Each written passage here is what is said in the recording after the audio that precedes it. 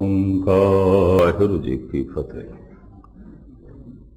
ਕਈ ਦਿਨਾਂ ਤੋਂ ਲੜੀਵਾਰ ਇੱਕ ਵਿਚਾਰ ਸ਼ਾਮ ਦੇ ਦੀਵਾਨ ਵਿੱਚ ਦਾਸ ਨੇ ਆਰੰਭ ਕੀਤੀ ਹੋਈ ਸੀ। ਕਰਮੀ ਕਰਮੀ ਹੋਏ ਵਿਚਾਰ, ਸੱਚਾ ਆਪ ਸੱਚਾ ਦਰਬਾਰ।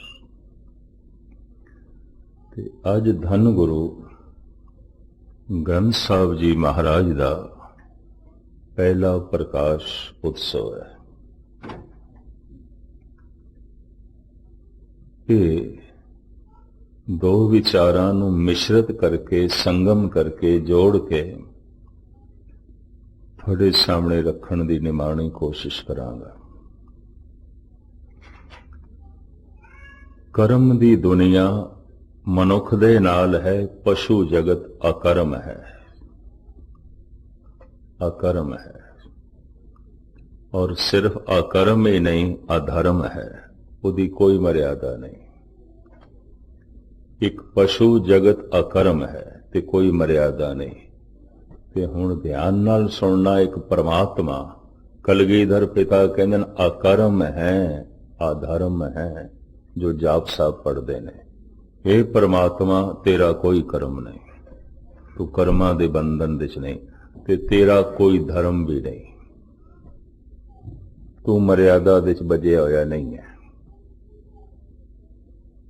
ਤੂੰ ਚਾਵੇਂ ਤੇ ਇਨਸਾਫ ਕਰਦਾ ਹੈ ਕਰਮਾਂ ਅਨੁਸਾਰ, ਪਰ ਤੇਰੀ ਮਰਜ਼ੀ ਹੈ ਤੂੰ ਦਇਆ ਦੇ ਘਰ ਵਿੱਚ ਕਈ ਦਫਾ ਬਹੁਤਾ ਆ ਕੇ ਮਾਫ ਵੀ ਕਰ ਸਕਦਾ ਹੈ।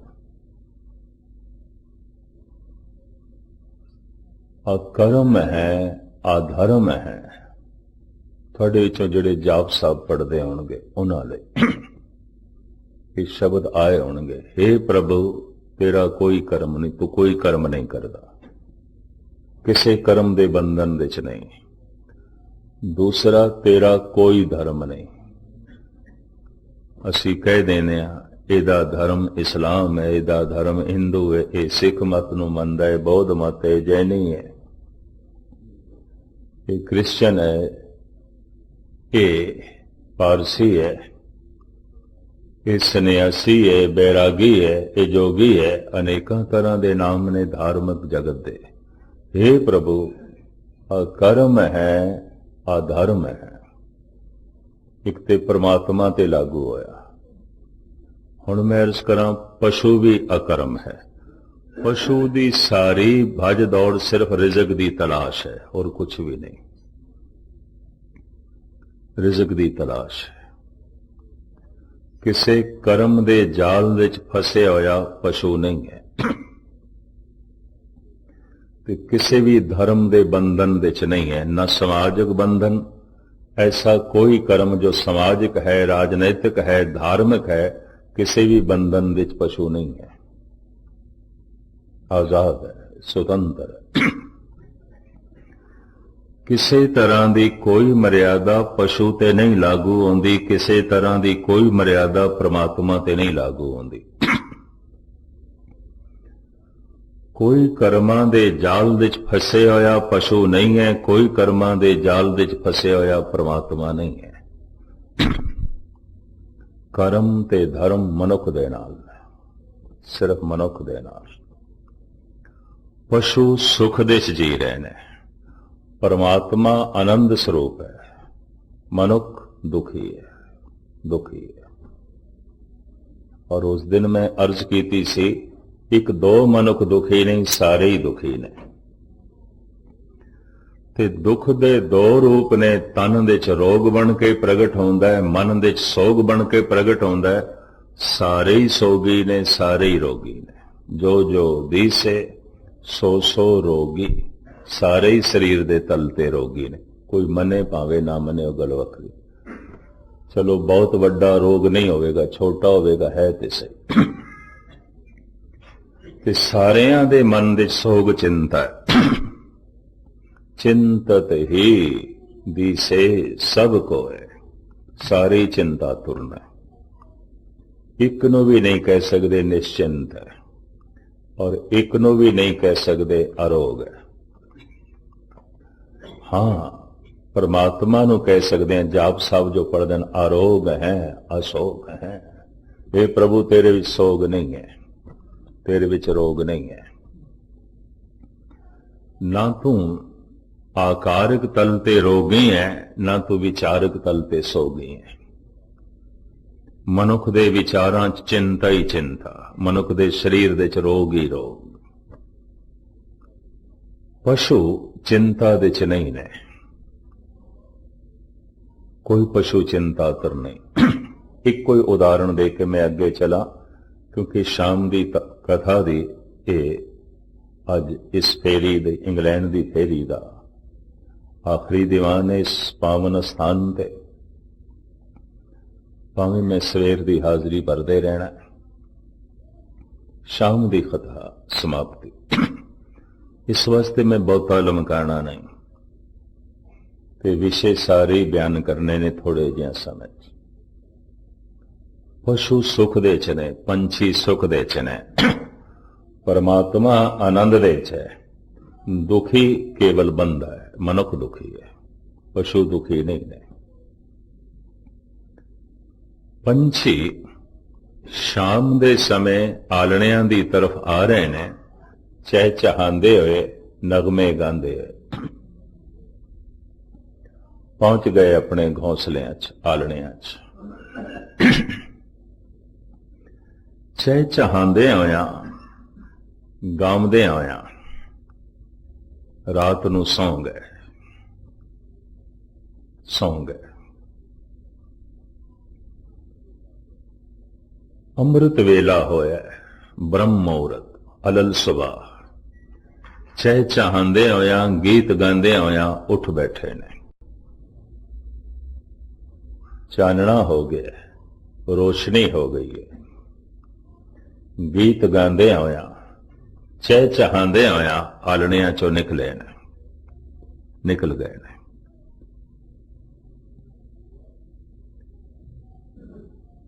और शाम नूं फिर इस तरह ही गीत गांदे होया घर वापस आ रहे हैं। रात दा पहला पैर समाप्त होया, गीत गांदियां गांदियां सौ गए। रात दा चौथा पैर शुरू होया, गीत गांदियां गांदियां उठ बैठे ने। चानना हो गया, रोशनी हो गई है। रिज़्क दी तलाश दे च गीत गांदियां गांदियां अपने आलणियां चों निकले। धन गुरु नानक देव जी महाराज कहते ने, तिलंग मल्ला पहला, परिंद है ना गिर है जर, दरख्त आब आस कर देहंद सोही, एक तो ही एक तो ही, तिलंग मल्ला पहला। इन्हां पंछियां कोल कल वास्ते ते कुछ भी नहीं, खाली आ रहे हैं। कल वास्ते इन्हां कोल कुछ भी नहीं, गीत गांदे हुए आ रहे हैं। पीढ़ी दड़ पीढ़ी मनुख दे घर दे च पिया, खा सकदा है, शाम नूं घर आउंदा रोंदा होया आउंदा।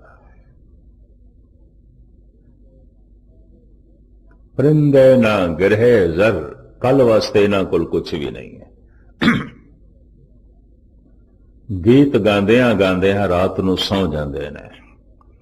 हजारां तरह दीयां चिंतावां लैके मनुख रात नूं सौंदा है।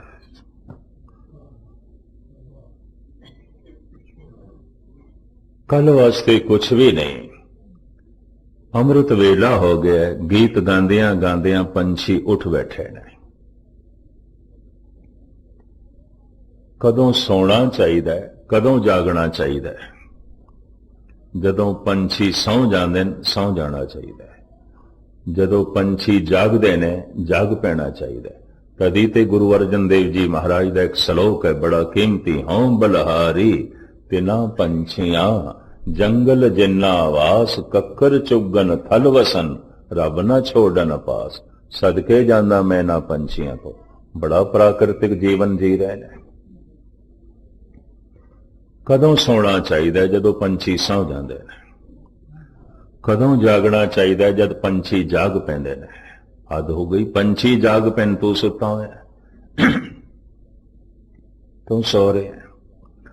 मनुख दा सोना जागना प्राकृतिक नहीं रहा, कुदरती नियम के मुताबिक नहीं रहा। बेशतर रोगां दा यह भी एक कारण है। मनुख दा खाना पीना प्राकृतिक नहीं है, कुदरती नियम के मुताबिक नहीं है। बहुत सारे रोगां दा कारण यह भी है। परिंदह ना गिरह जर दरख्त आब आस कर देहंद सोही एक तू ही एक तू ही।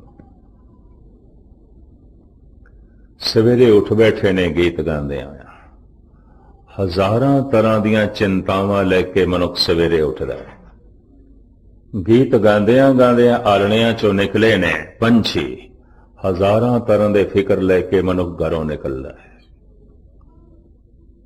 शाम नूं वापस आ रहे ने गीत गांदियां होया, हजारां तरह दे रोने लैके शाम नूं बंदा घर वापस आंदा। महाराज कहने ना पंछियां कोल कल वास्ते ते कुछ भी नहीं। तो खैर नफसियात दे माहिरीन धन गुरु नानक देव जी महाराज पंछियां दी नफसियात मनोविज्ञान बाबा जी बहुत कुछ इस बारे दसदे ने, लेकिन मुख्तसर।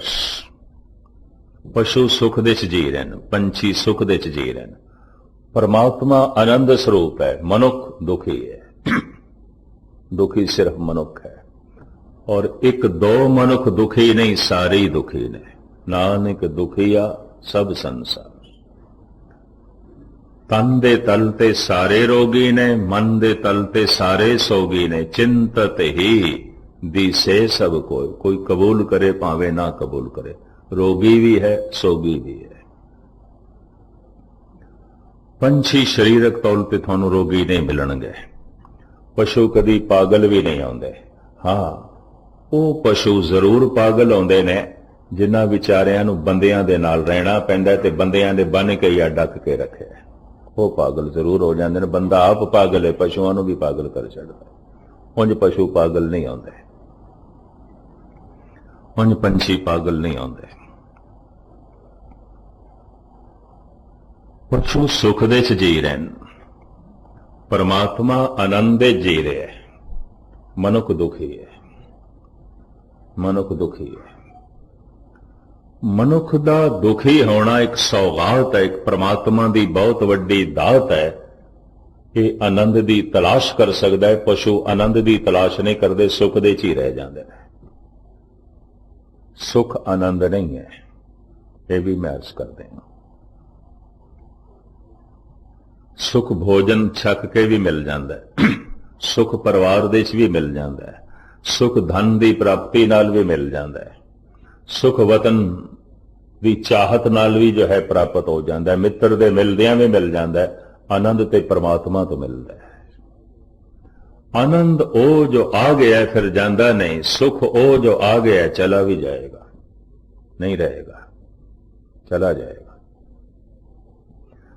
कभी बगौर मुताला करके देखना, जिंदगी विच थानू भी कई सुख मिले होंगे, चले गए, नहीं रहे हों। कभी देखना, खोज करना इस ढंग नाल।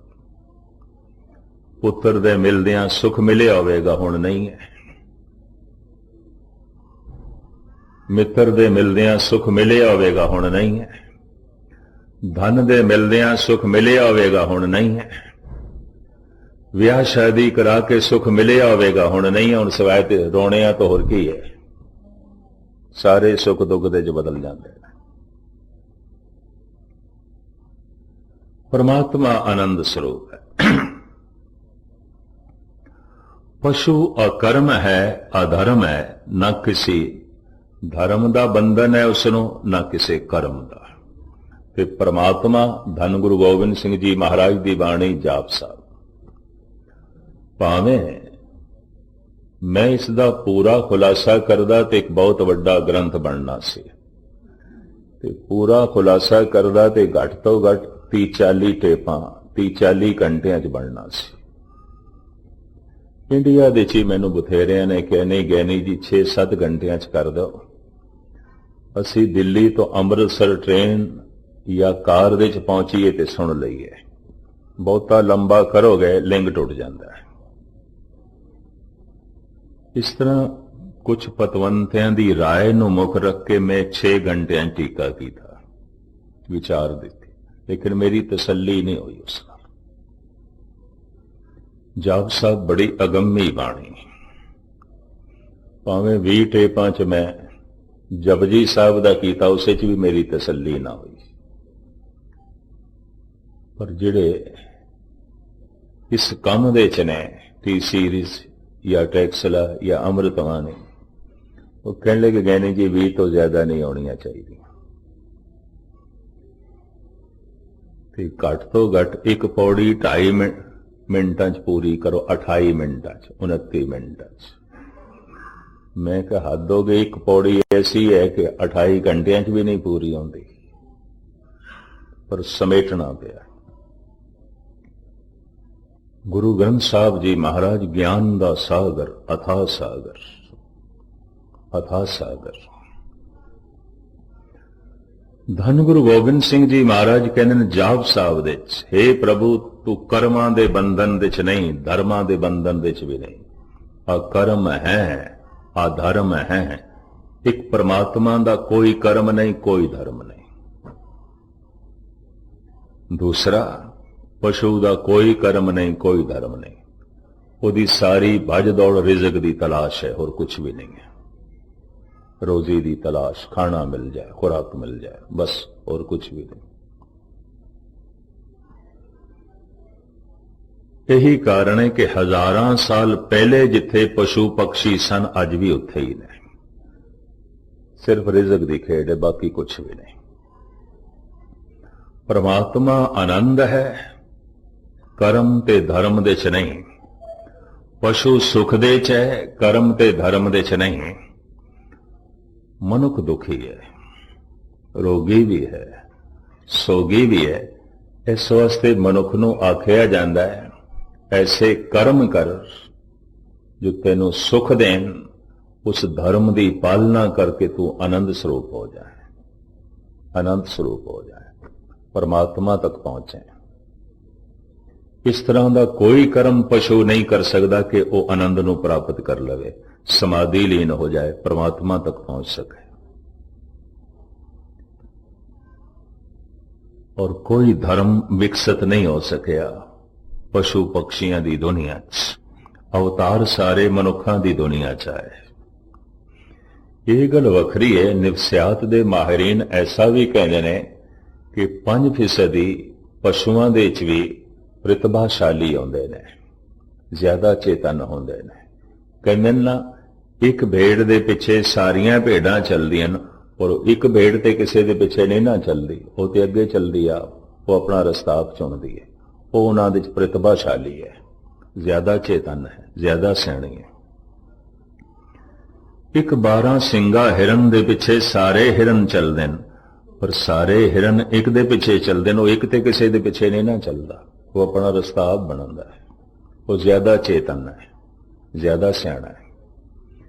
एक कीड़ी दे पिछे करोड़ां कीड़ियां चल पैंदियां न, वो एक जिहड़ी कीड़ी है किसी दे पिछे नहीं चलदी, वो ज्यादा चेतन है, ज्यादा सियाणी है। एक कूंज दे पिछे हजारां कूंजां चल पैंदियां ने, और वो जिहड़ी एक कूंज है किसी दे पिछे नहीं चलदी, अपना रस्ता आप चुनदी है, ज्यादा चेतन है। कहंदे ने 5% पशु पक्षियां दे च भी चेतन है, वो रहबरी करदे ने उन्हां दी।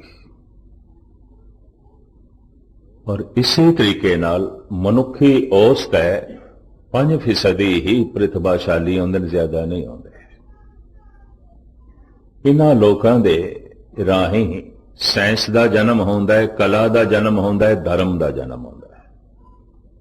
कोई धर्म के ज्ञानी बन जाते हैं, कोई कला के ज्ञानी बन जाते हैं, कोई विज्ञान पदार्थ के ज्ञानी बन जाते हैं, कोई साइंटिस्ट हो जाते हैं, कोई कलाकार हो जाते हैं, कोई सेंट हो जाते हैं। 5% ज्यादा नहीं है। 5% पंछियां दे च, पशुआं दे च, 5% मनुखां च।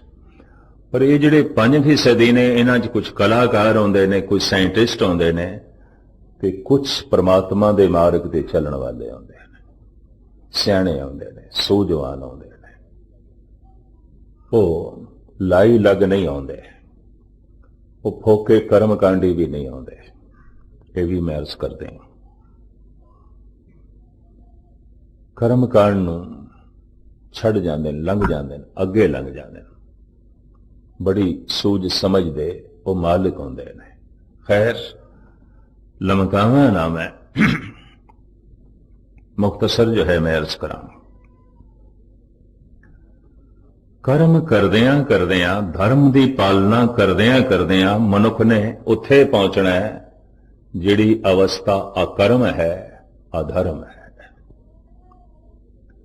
ਪਤਾ ਨਹੀਂ ਮੈਨੂੰ ਸ਼ਬਦ ਢੰਗ ਦੇ ਮਿਲਣਗੇ ਕਹਿਣ ਵਾਸਤੇ ਕਿ ਨਹੀਂ, ਲੇਕਿਨ ਗੁਰੂ ਗੋਬਿੰਦ ਸਿੰਘ ਜੀ ਦੇ ਮੈਂ ਬਚਨ ਤੁਹਾਡੇ ਸਾਹਮਣੇ ਰੱਖ ਦਿੱਤੇ ਹਨ। ਪ੍ਰਮਾਤਮਾ ਦਾ ਕੋਈ ਧਰਮ ਨਹੀਂ, ਕੋਈ ਕਰਮ ਨਹੀਂ, ਅਕਰਮ ਹੈ, ਅਧਰਮ ਹੈ।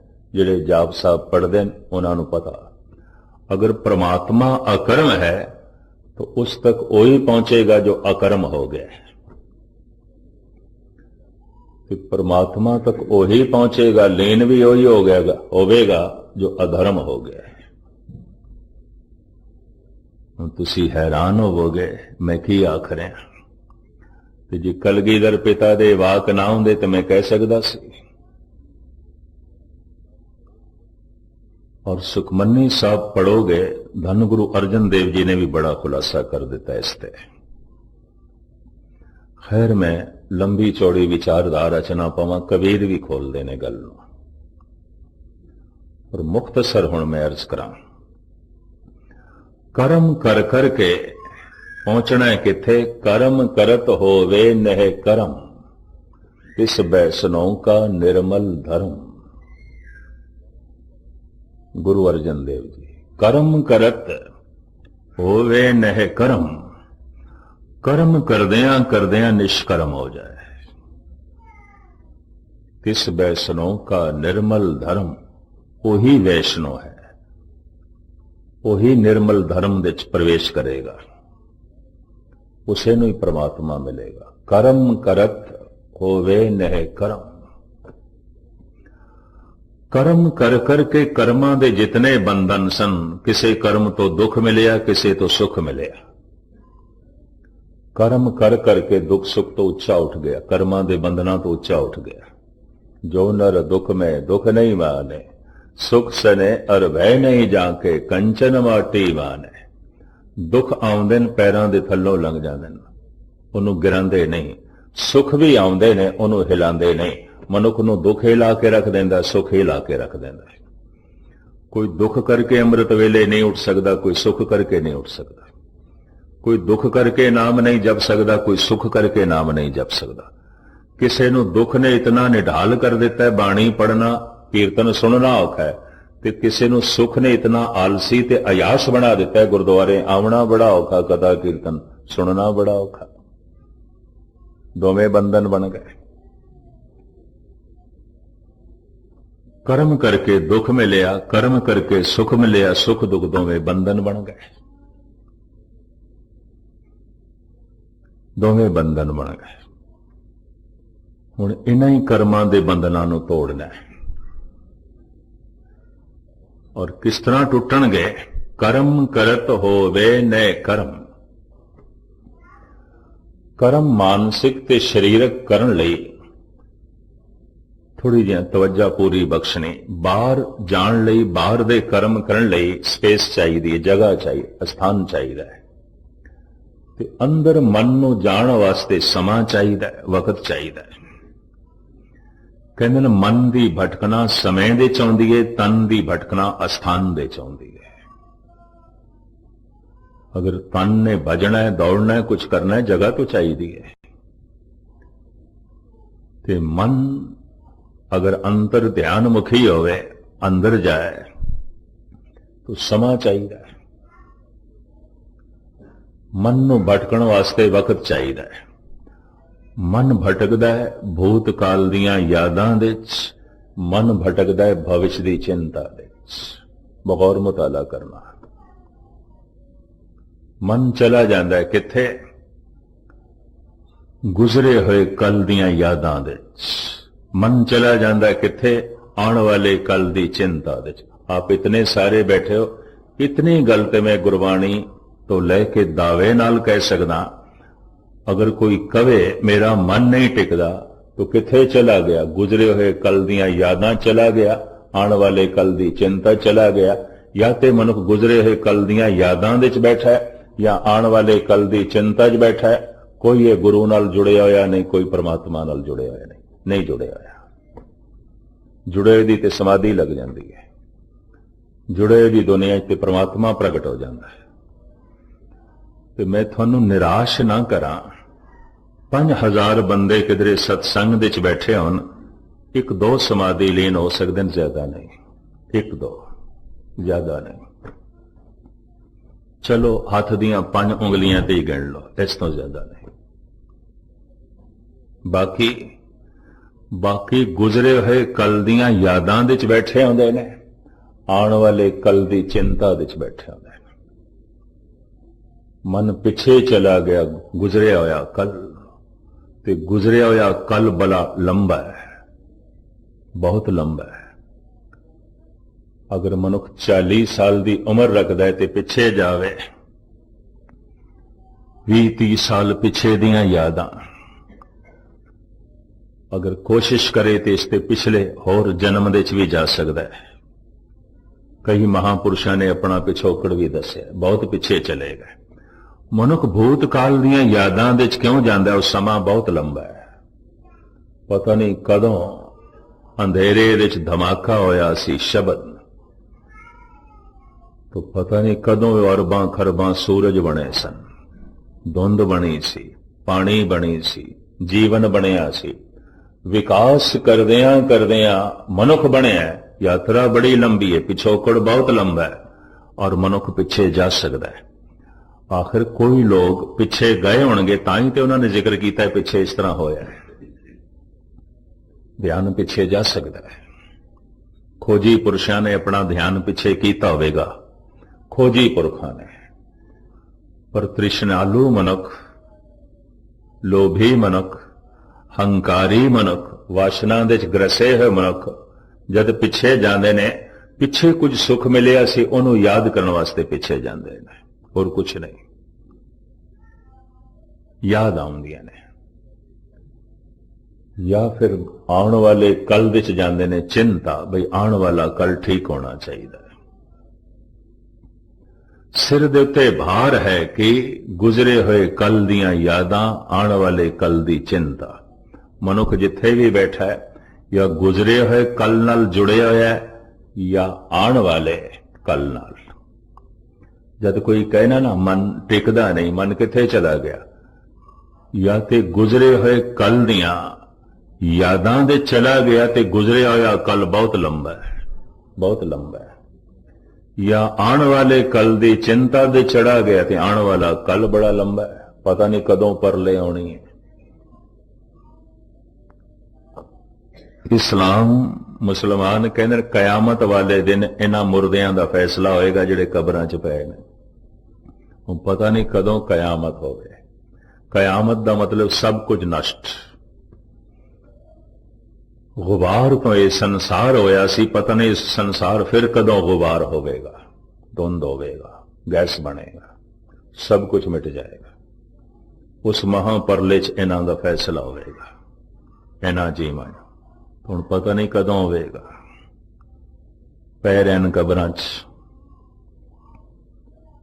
तो मैं अर्ज करा, मनुख दा दिल दिमाग चला जाता है आने वाले कल दी चिंता दे, ते आने वाला कल बड़ा लंबा है, बहुत लंबा है, भविष्य बड़ा लंबा है। या मन चला जाता है गुजरे हुए कल दियां यादां दे, तो भूतकाल बड़ा लंबा है। जिन्हों कहते ने वर्तमान, संस्कृत का शब्द है वर्तमान, प्रेजेंट जो सामने है, ये किन्ना का है? अज दा रात, अज दी ये रात वर्तमान नहीं है, अज दा ये दिन वर्तमान नहीं सी, हुण दा ये समा वर्तमान नहीं है। वर्तमान दे आखिरी अर्थ ने जिन्हों मैं वरत सकदा, इस्तेमाल कर सकदा, जिन्हों मैं वर्तन दे च लिया सकदा।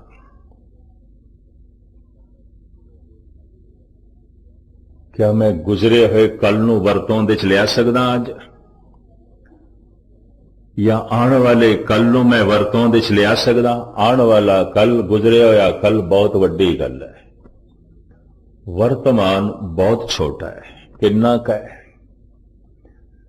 जन्म साखी दी एक कथा, धन गुरु नानक देव जी महाराज मरदाने नूं कहंदे ने, मरदाने आ दसेगा मैनू तेनू अपने श्वासां ते किन्ना क भरोसा है।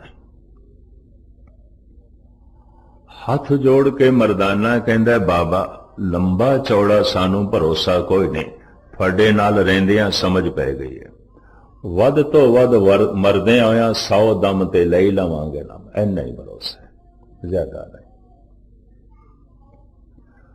बालिया तैनू किन्ना क भरोसा है? ते बाला कहन लगा बाबा मरदाने नू 100 दमां दा भरोसा होवेगा, मैनू नहीं, मैं ते 10 दमां दा भरोसा, मरदियां मरदियां वध तो वध 10 दम लई लवांगे, होर की इस तो ज्यादा नहीं। ते दोवें हथ जोड़ के कहन लगे बाबा थानू अपने दमां दा किन्ना क भरोसा है? थानू इनू संस्कृत साहित्य विच कहंदे ने उष्ट लष्ट का अलंकार, उठ दी पिठ दे चों लक्कड़ कढ़ के ते उठ नू चलाना। हुण जिस दा सवाल है वो सवाल उसे ते ही कर देना। हुण सवाल ते गुरु नानक दा सी ते गुरु नानक दा सवाल दोहां ने गुरु नानक ते कर दिता। बाबा थानू अपने दमां दा किन्ना क भरोसा है? सतगुरु कहन लगे मरदानिया तैनू 100 दमां दा भरोसा है, बालिया तैनू 10 दमां दा भरोसा है, और मैं हम आदमी एकदमे मौलक मौत न जाना। पंक्ति है गुरु ग्रंथ साहब। आपां ते भरोसा करदे हैं एकदम दे जिहड़ा मूंह दे च, क्योंकि वर्तमान है, नकद है, कोल है। जिहड़ा दम अजे आया नहीं उधारी है, पता नहीं आवना है कि नहीं, ते जिहड़ा दम चला गया ते खर्च हो गया, ते खर्च हो गया। मनुख कोल नगदी किन्नी है? नगद, नगद उसनू कहने जिहड़ा कोल होवे, नगदी, नगदी किन्नी है? एकदम। हुण ध्यान नाल सुनना, मैं एक बहुत वड्डा महल बनाना है, एकदम दे च नहीं बन सकता। मैं कोई सिंहासन प्राप्त करना है, देश का बहुत वड्डा नेता बनना है, और एकदम तो मैं बन नहीं सकता।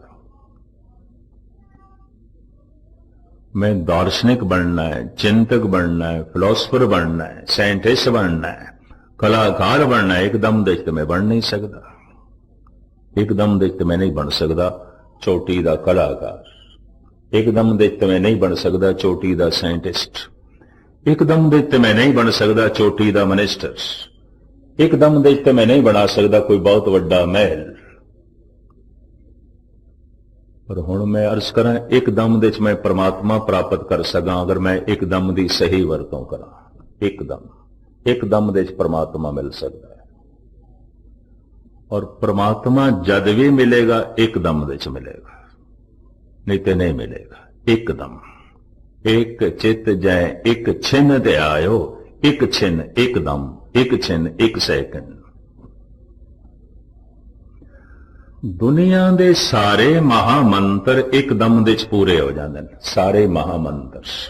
ओम एकदम दे च पूरा हो गया, राम एकदम दे च पूरा हो गया, अल्लाह एकदम दे च पूरा हो गया, वाहेगुरु एकदम दे च पूरा हो गया।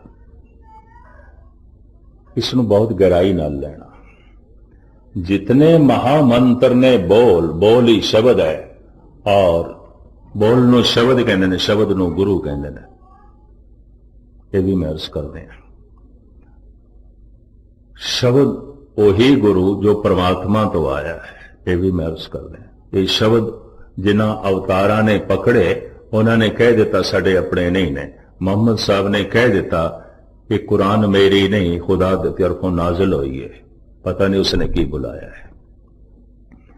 गुरु नानक कहने हो आपो बोल न जानदा हो, कहा सब हुक्म आओ जो। मैं बोलना ही नहीं जानता, मैनू पता ही नहीं, ये जड़े बोलने पता नहीं खसम की बोले। जैसे में आवे खसम की बाणी, तैसड़ा करी ज्ञान वेला, कि खसम दे बोल। पोथी परमेश्वर का स्थान। जिस दिन पहला प्रकाश होया, गुरु अर्जन देव जी ने मत्था टेके, परमात्मा ये तो उदे बोल, ये साडे बोल नहीं ने, ये तो उसदे बोल, ये खसम दे बोल। ਮੁਹੰਮਦ ਸਾਹਿਬ ਨੇ ਕਿਹਾ ਕੁਰਾਨ ਮੇਰੀ ਨਹੀਂ ਖੁਦਾ ਦੀ ਹੈ, ਉਹਦੀ ਤਰਫੋਂ ਨਾਜ਼ਲ ਹੋਈ ਹੈ, ਮੈਨੂੰ ਤੇ ਆਉਂਦਾ ਹੀ ਨਹੀਂ ਕੁਝ। ਵਾਕਈ ਉਹ ਅਨਪੜ੍ਹ ਵੀ ਸਨ, ਇਹ ਵੀ ਮੈਂ ਅਰਜ਼ ਕਰਦੇ ਹਾਂ। ਆਪਣਾ ਮਨ ਜਦ ਚੁੱਪ ਕਰ ਜਾਏ ਤਾਂ ਜੋ ਕੁਝ ਸੁਣਾਈ ਦਿੰਦਾ ਹੈ ਉਹ ਖਸਮ ਦਾ ਬੋਲ ਹੈ, ਪਰਮਾਤਮਾ ਦਾ ਬੋਲ ਹੈ। ਇੱਕਦਮ ਵਿੱਚ ਕੋਈ ਮੈਂ ਬਹੁਤ ਵੱਡਾ ਕੰਮ ਨਹੀਂ ਕਰ ਸਕਦਾ, मैं महल नहीं बना सकता, मैं कोई बहुत वड्डा मिनिस्टर नहीं बन सकता, मैं कोई बहुत वड्डा कलाकार नहीं बन सकता, मैं कोई चोटी दा साइंटिस्ट नहीं बन सकता, मैं एकदम दे सेंट बन सकता, संत बन सकता। एकदम सारे महामंत्र एकदम दे पूरे हो जाते हैं। वाहेगुरु इको ही दम, राम इको ही दम, एकदम दे पूरे हो जाते। ओम गोविंद ओंकार वाहेगुरु। बहुत लंबे चौड़ी पढ़ाई लिखाई की गल ना समझ लेना। जो प्राणी गोबिंद ध्यावे पढ़िया अनपढ़िया परमगत पावे। अनपढ़ बंदा हो सकता है, साइंटिस्ट नहीं हो सकता। अनपढ़ बंदा हो सकता है संसार विच कोई बहुत वड्डी तरक्की ना कर सके, मिनिस्टर ना बन सके। अनपढ़ बंदा संत बन सकता है और उस दे अंदरों फिर ऐसा ज्ञान पैदा होएगा कि दुनिया का सारा ज्ञान उसके कदमां तो निछावर किया जा सकता है। यह भी मैं अर्ज कर दिया एकदम दे। दास हर साल इंदौर दे एक समागम दे जाना हुंदा गुरुद्वारा ओंकार जी दे, क्योंकि किसी वक्त सतगुरां ने दास कोलों सेवा लई सी। 8-10 साल दे चो बनिया सी यह स्थान, तो मैं उस सेवा दे जुटिया रहा। यह स्थान दास ने इंदौर की सभा नूं दे दिता ते उन्होंने एक शर्त नाल इस नूं लिया भी ये समागम सालाना तुसीं आके करोगे। तो दास हर साल 1 अप्रैल तो 7 अप्रैल बिना नागा कोई 30-35 साल तो उत्थे पहुंचता है। बहुत सारे गुणी गए ने दास दे नाल जांदे ने उत्थे। जिन्हां दिनां च इह समागम चलदा है, एक जैनी भी आउंदा है, गृहस्थी है। पर मैं देखिया समदृष्ट हो गया। हर एक नूं झुक झुक के मिलता है। जैसे गुरु नानक देव जी ने पैरी पौना जग वरताया, हर एक दे पैरी पै जाओ। जो दी से गुर सिखड़ा तिस न्यो न्यो लागों पाए जियो। उस तरह की उसकी बिरती हो गई है। और मैं देख के हैरान होया। मस्जिद रस्ते च आई तो हथ उसदे जुड़ जाते हैं, मंदिर रस्ते च आया हथ उसदे जुड़ जाते हैं, गुरुद्वारा रस्ते च आया हथ उसदे जुड़ जाते हैं, ते अपने मंदिर जैनी मंदिर दे तो जाता ही है। समदृष्ट हो गया। एक मुसलमान फकीर भी हो गया सी। उसदे बोल ने तमीज मिट चुकी है कुफरो ईमान। कहते मेरी समझ खत्म हो गई। ईमान की है ते कुफर की है, मस्जिद की है ते मंदिर की है, ये मेरी समझ खत्म हो गई। तमीज मिट चुकी है कुफरो ईमान, सदा नाकूस की आती है अजां बन के। कहंदे मंदिर दा घड़ियाल मैनू इंज सुनाई देंदा जिवें मस्जिद दी अजान होवे, ते मस्जिद दी अजान मैनू इंज सुनाई देंदी है जिवें मंदिर दा घड़ियाल होवे। हुण मैनू कौन समझावे मस्जिद केड़ी है ते मंदिर केड़ा है? सब होई। सारा संसार उसे दा ही मंदिर बन गया, सारा संसार उसे भी मस्जिद बन गया। मैं की करा हुण वितकरा रहा ही।